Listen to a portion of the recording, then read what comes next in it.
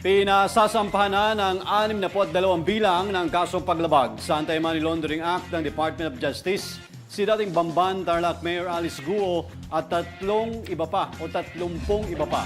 Kaugnay pa rin po ito sa iligal na operasyon ng Pogo na sinalakay ng otoridad sa nasabing probinsya noong nakaraang taon.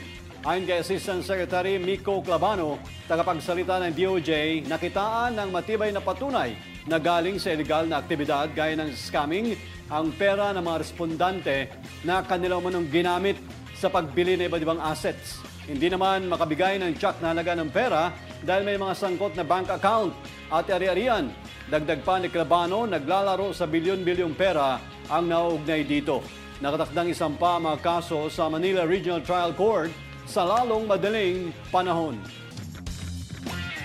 Scamming, kagaya ng love scam or investment scam or crypto scam, yun po ay findings din po ng ating law enforcement agencies. No? And as a result, that's where they profited. Yun po yung sinasabi ng resolution. Doon po sila nagkapera at ginamit po yung pera na yun para pambili po ng iba't ibang mga assets.